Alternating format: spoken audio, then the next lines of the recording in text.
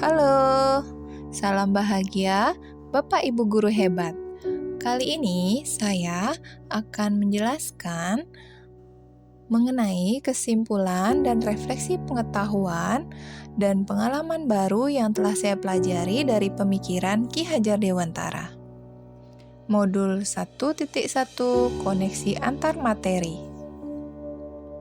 Sebelumnya, perkenalkan, nama saya Putu Eka Krisnayani. Saya berasal dari SD 4 Ungasan, CGP Angkatan 11, Kabupaten Badung, Provinsi Bali. Pertama, saya akan menjelaskan mengenai pengajaran versus pendidikan.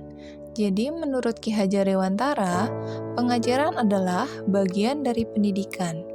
Pengajaran merupakan proses pendidikan dalam memberi ilmu atau berfaedah untuk kecakapan hidup anak secara lahir dan batin. Sedangkan pendidikan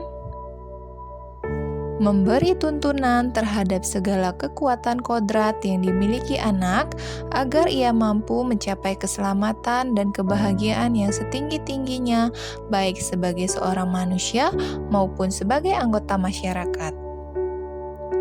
Nah, apa yang Anda percaya tentang murid dan pembelajaran di kelas sebelum Anda mempelajari modul 1.1?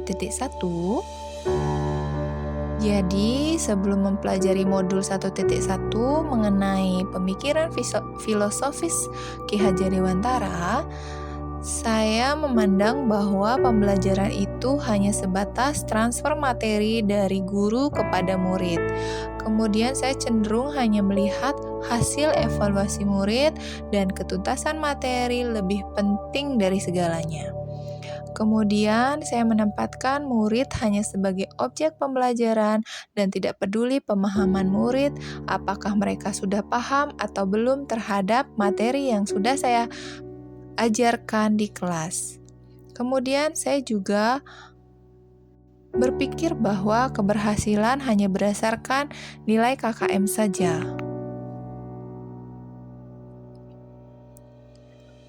Kemudian, apa yang berubah dari pemikiran atau perilaku Anda setelah mempelajari modul ini? Jadi, setelah mempelajari modul 1.1 tentang pemikiran Ki Hajar Dewantara, saya menyadari bahwa yang saya pikirkan dan saya lakukan selama ini tidaklah tepat. Nah, seharusnya seorang guru mampu melakukan pembelajaran secara menyeluruh, baik memperhatikan kognitif anak, afektif, psikomotor, spiritual, sosial, bahkan memperhatikan aspek budaya.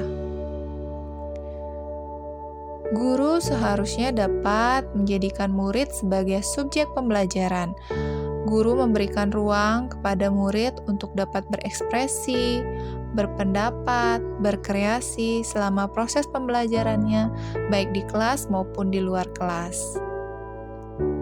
Kemudian guru juga harusnya bertindak sebagai fasilitator di dalam pembelajaran. Kita sebagai guru hendaknya lebih sabar dan ikhlas dalam menghadapi anak-anak.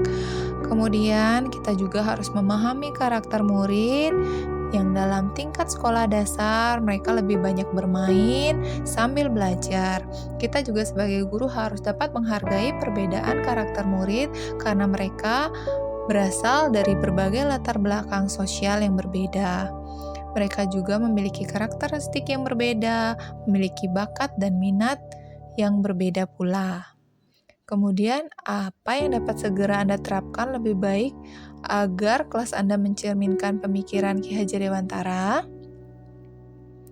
Yang dapat saya terapkan adalah dalam hal pembelajaran. Kita sebagai guru sebaiknya merancang pembelajaran yang interaktif dan menyenangkan bagi murid. Kita harus segera berpikir dan menjadikan murid sebagai subjek pembelajaran. Kita dapat menerapkan pembelajaran yang inovatif dengan menerapkan pembelajaran abad ke-21, sehingga murid dapat mengembangkan kemampuan berpikir kritis, kreatif, komunikatif, dan kolaboratif. Hendaknya kita sebagai guru di dalam pembelajaran dapat memfasilitasi siswa sehingga siswa dapat tumbuh dan berkembang sesuai kodratnya. Jadi kesimpulannya, dengan berpegang teguh dengan konsep pembelajaran yang memerdekakan anak, pembelajaran tidak lagi hanya menuntut, melainkan menuntun.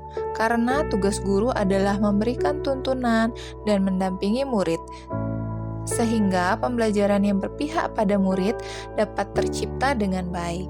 Sekian penjelasan dari saya. Semoga video ini dapat menginspirasi, semoga tergerak, lekas bergerak, dan mari menggerakkan.